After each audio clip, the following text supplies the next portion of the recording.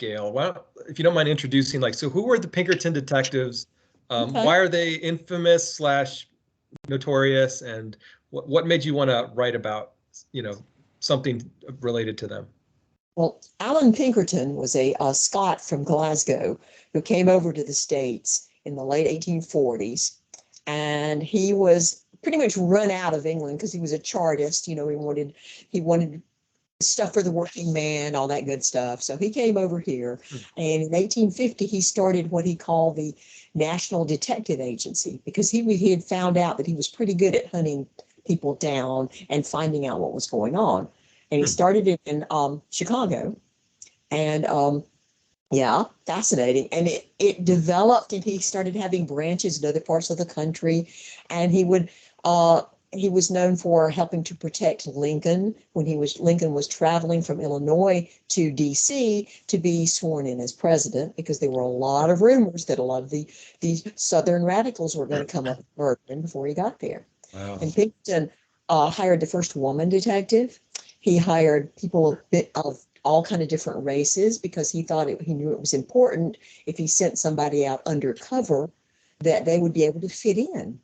He hired cowboys, he hired everything. And he was very much pro working person, pro the common man. Then he died and his sons took over. And his sons had had a much easier life than Alan Pinkerton had.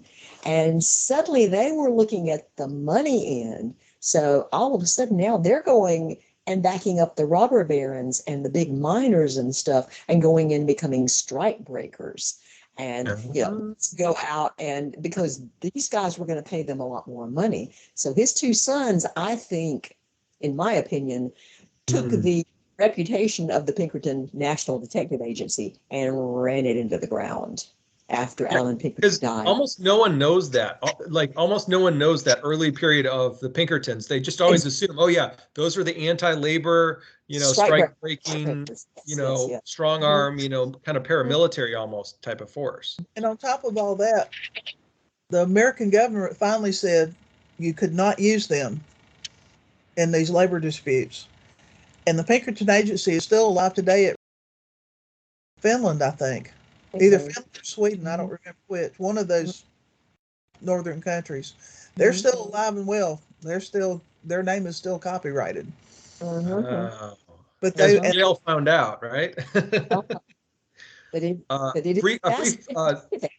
Brief side note, because since you mentioned that the founder, Alan Pinkerton, was from Glasgow, I did not know this, but I thought it was kind of cool. The first police force in England was started in Glasgow in I think 1800 or 1798 or some ridiculously early date. But yeah, the Glaswegians, they've got some interesting firsts in there.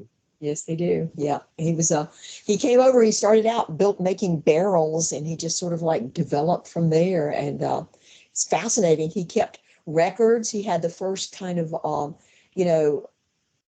way of keeping track of criminals. He would do have drawings done of them and all of their pertinent physical characteristics. He hadn't got to the whole fingerprint thing, but he was saying, they're 6'2", they're missing this finger on this hand, that kind of stuff. So he kept all these detailed records too. And there were some later on, what became the CIA and the FBI depended a lot on what Alan Pinkerton had done to begin with, because we had no detectives in this country in 1850. There was nothing like that, very few even really useful police departments. Is it safe to call, would you characterize then the Pinkertons as sort of like the US's first intelligence agency in a sense? Yep, very much so. Very much so. It was specifically organized that way, yeah. Another thing too, the police department as we think of it was basically designed to keep lower class people under control. Which is why the upper class people didn't worry too much about the law, because they knew the cops weren't going to come after them. They were going, but they were to keep the gangs, especially the Irish. Funny thing how in New York, the Irish tended to become the cops, and they got along well with the Irish mob. How long they got well with the Italian mob, I don't know. But after the Civil War in particular, the Irish had the handle on the organized crime in New York. according to what I've read, and of course, then there's a TV series about that too. Mhm. I'm trying to think of the name of it, but it It was was very the Wild cliche. West. Irish pop was a cliche in New York. Yeah, that's just pretty Copper, I much think is the name of it. I think the name of the show was Copper. proper. Hmm. And what's interesting is it's a BBC production about Irish people in New York, which Hmm. gives you a whole different perspective. Again, I think this was actually during or right at the end of the Civil War. So, I mean, Hmm. Talk about the West. Where does the West start? Dorothy Parker talks about having seen buffalo from her house in Brooklyn. I mean, we're talking early 1900. Hmm. Hmm. Wow. I mean, Jeez. so our at that time, seems like I read somewhere that 95% of everybody in the country lived on in agricultures and they worked on farms. I might be in, but yeah, and the rest of the people were in small towns, and there were a few large cities, but not many, and they weren't large like we think of large. Hmm. Hmm. Um, and so, where does the West start, and when does it start? Hmm. Hmm.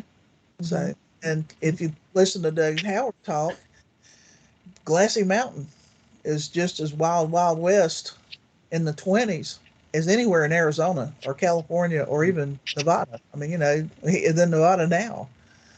Well, I mean, in some sense, isn't the West basically anywhere where civilization sort of peters out or does not rule technically? Mm-hmm. Um, so any lawless place you could call the West, any frontier you could call the West. Hmm. Hmm.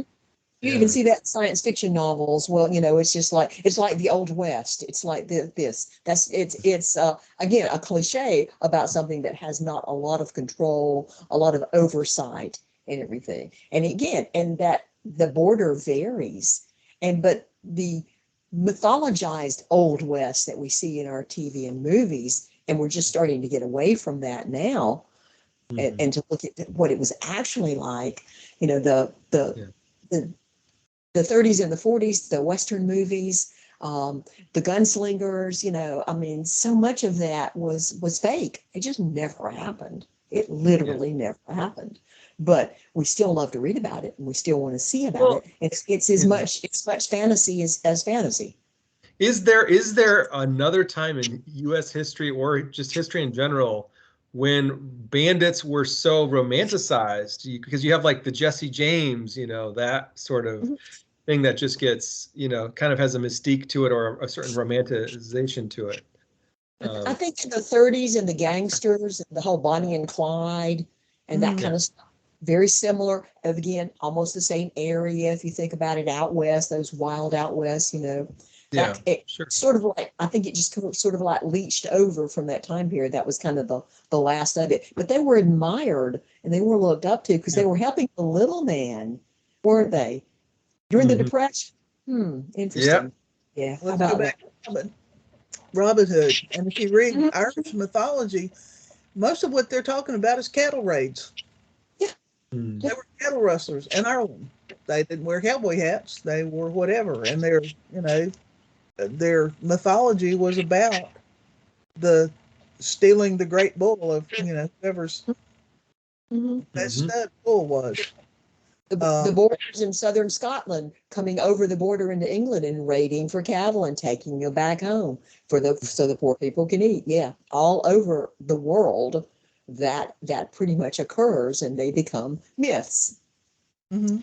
So I don't think that's true of all mythologies, but it certainly is a very strong theme in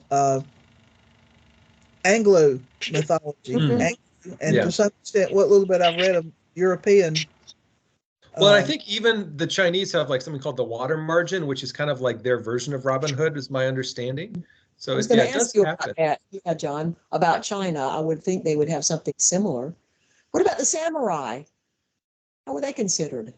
Um, I mean, in general, I don't know that they would fit the mold we're talking about because they're more very much about supporting more of a stratified society with Hmm. a Hmm. very strict structure. Like I don't see, although you might find it'd be really interesting in the north of Japan where the I hope I'm saying this right, where the Ainu Mhm. minority, was Uh-huh. dominant for quite some time. I don't know if, I mean, the Japanese probably considered that a frontier of sorts. That might have been the Japan's version of the Wild West, is when they were trying to encroach further, into that indigenous people's land. As civilization spreads, then whatever that little border is the West, and it keeps going. Because I was Yeah, thinking the Seven Samurai morphed seamlessly into the Magnificent Seven.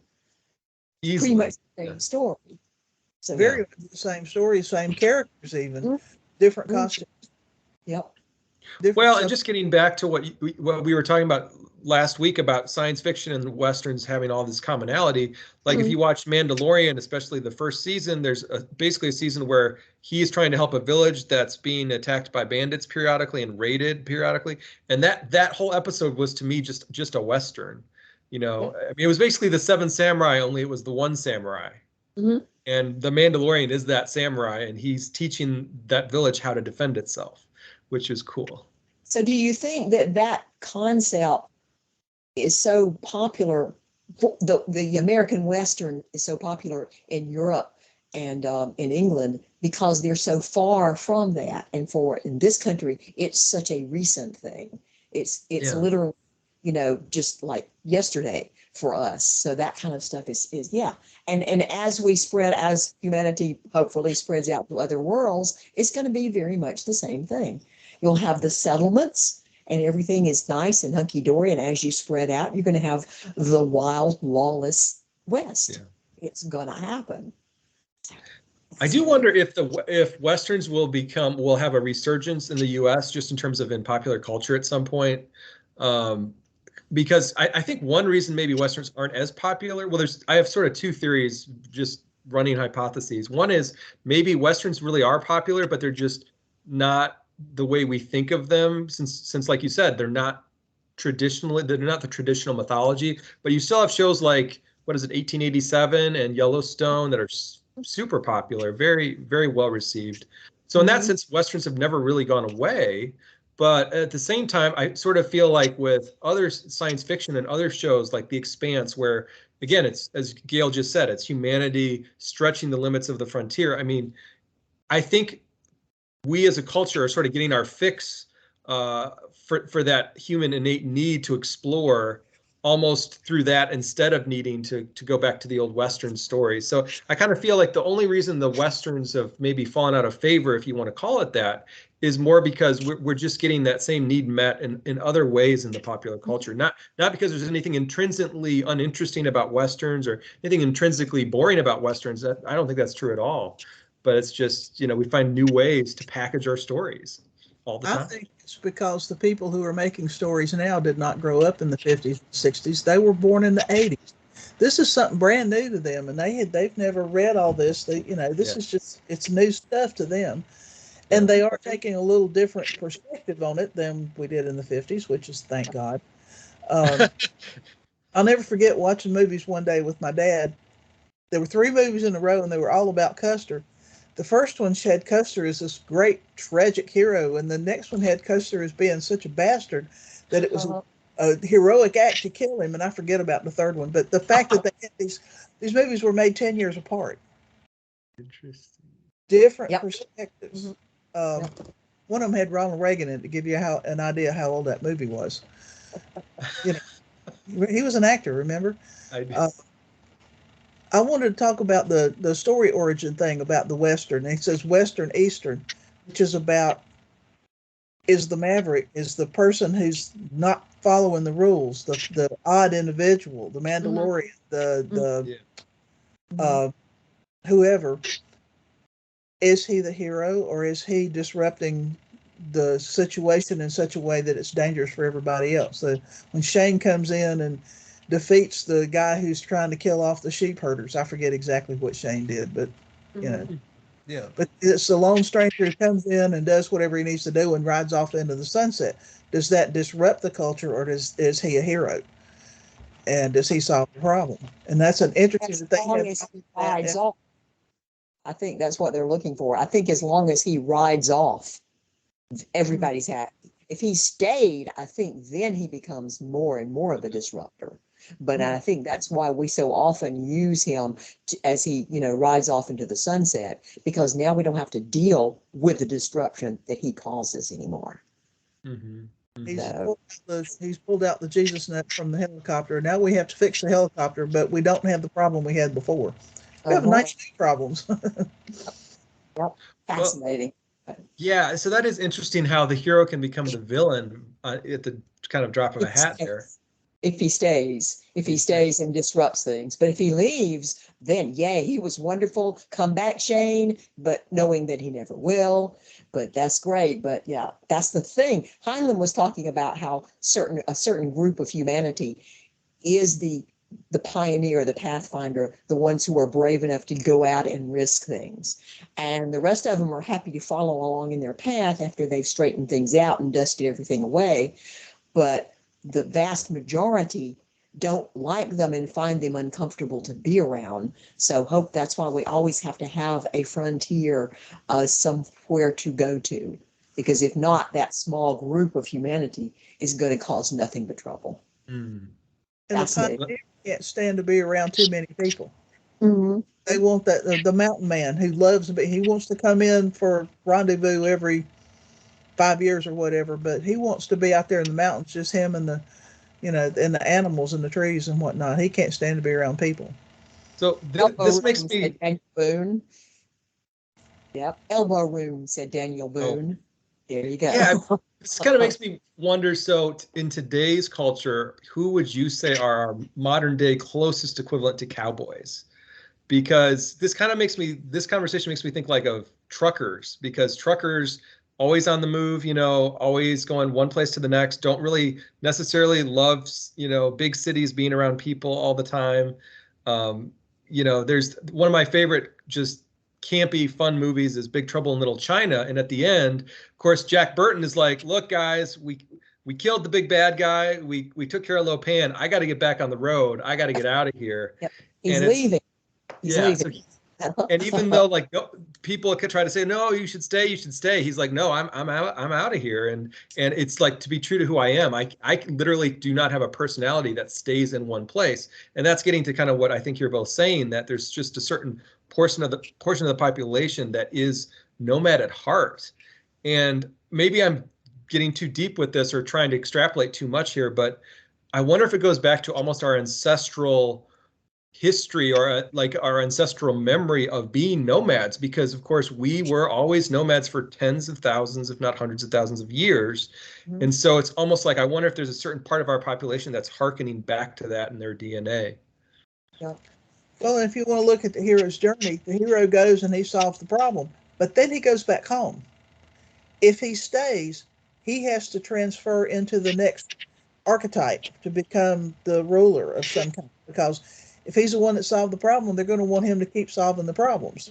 Okay, so at least in that particular mythology, he goes back with whatever he's learned back to his home people.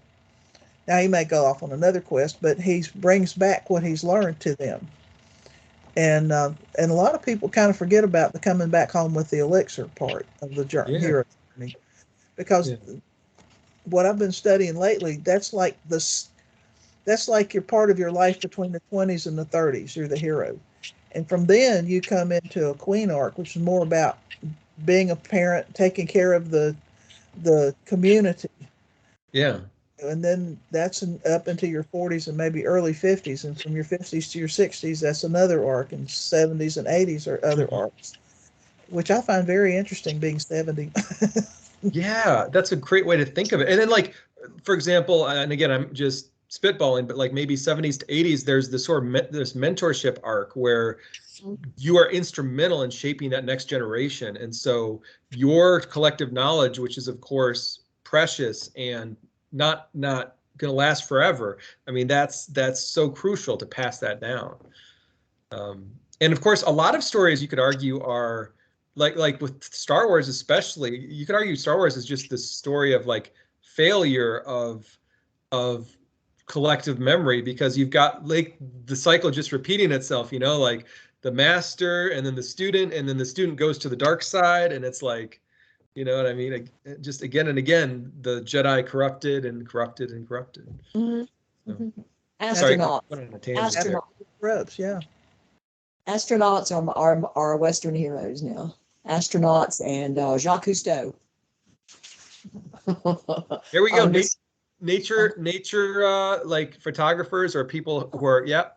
David Attenborough, yeah, going out and finding out things. Yes, those are the ones that are Like, out. so Yeah. anyone finding out things kind of on the margins of human civilization.